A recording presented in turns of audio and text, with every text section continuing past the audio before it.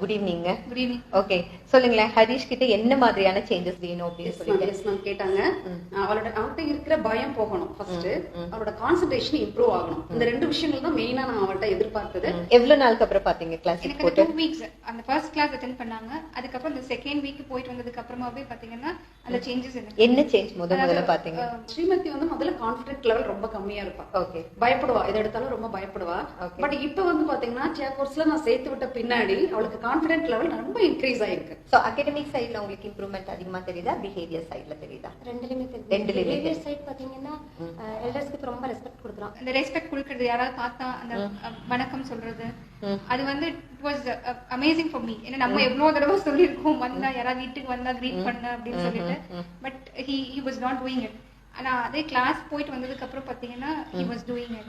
So that was surprising for me. Okay okay okay. வேற என்ன வித்தியாசம் நீங்க பாத்தீங்க? மெயின் இம்பார்ட்டன்ட் என்னன்னு கேட்டீங்கன்னா மெமரி லெவல்ல இம்ப்ரூவ் ஆயிருக்கு. சோ மெமரியில நல்ல டிஃபரன்ஸ் உங்களுக்கு தெரியுது. புரிஞ்சுக்கிறதுல, அண்டர்ஸ்டாண்டிங்ல ஸ்டார்டிங்ல வாங்குற மார்க்ஸ்க்கும் இப்போ வாங்குற மார்க்ஸும் நல்ல டிஃபரன்ஸ் இருக்கு. சரி, ஸ்டார்டிங்ல அவுட் ஆஃப் 100க்கு எவ்வளவு இருந்திருக்கு? ஃபர்ஸ்ட் வந்து நார்மலா இருப்பா மேம், ஒரு 60 50 இந்த ரேஞ்ச்ல தான் மார்க்ஸ் எடுப்பா. பட் இப்போ வந்து 80க்கு மேல தான் எல்லாமே 90 80 அந்த மாதிரி நல்ல மார்க்ஸ் எடுக்கிறா. Very good. சோ ஹரிஷ் நீங்க கிளாஸ்ல போடுறதுக்கு காரணமா இருந்த விஷயம் என்ன? Main thing is concentration. அது கம்மியா இருந்தது. அதாவது he'll sit for அந்த 5 minutes தான் கான்சென்ட்ரேட் பண்ணி படிப்பான். அதுக்கப்புறம் நீங்க என்ன பண்ணாலும் he'll not sit. அதுக்கப்புறம் உட்கார வைக்க முடியாது ஹரிஷ். பட் அது கிளாஸுக்கு அப்புறமா உட்கார்ந்து படிக்க ஆரம்பிச்சான். ஹேண்ட் ரைட்டிங் எப்படி இருக்கு? ஹேண்ட் ரைட்டிங் இம்ப்ரூவ் ஆயிருக்கு. அவ வந்து ஏதாவது ஒரு ஒர்க் முன்னாடி எல்லாம் வந்து பாத்தீங்கன்னா ஒரு சின்ன சின்ன விஷயங்களுக்கு கூட ரொம்ப அப்செட் ஆயிடுவா. அவளால பண்ண முடியல. ஒரு சம் போடுறான்னு வச்சுக்கோங்களேன், அந்த சம் வந்து சரியா வரலைன்னா உடனே அழுதுருவா, அடுத்த ஸ்டெப் எதுவுமே மூவ் பண்ண மாட்டான். அந்த மாதிரி இருப்பா.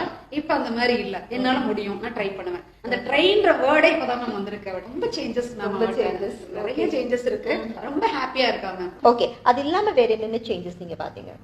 இல்ல ஒரு இதை படிக்கணும் அப்படின்னா அந்த டைம், அந்த எடுத்துக்கிற டைம் வந்து முன்னாடி வந்து ரொம்ப ஜாஸ்தியா இருந்தது, இப்ப கம்மியா இருக்கு. ஓகே, சோ படிப்பாத கம்மி டைம்ல சீக்கிரம் படிச்சு முடிச்சிடுற அப்படின்னு சொல்றீங்க. ஓகே, சோ பிஹேவியர் சைடும் சேஞ்சஸ் கிடைச்சிருக்கு, அகாடமிக் சைடும் சேஞ்சஸ் கிடைச்சிருக்கு.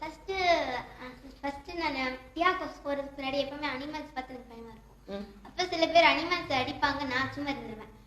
சரி அடிக்கட்டும் எனக்கு என்ன அப்படின்னு சொல்லி விட்டுருவேன். ஆனா இப்ப அனிமல்ஸ் அடிக்கும் போது தட்டி கேட்கணும். சோ வேற என்ன பிஹேவியர் சேஞ்சஸ் நீங்க பாத்தீங்க?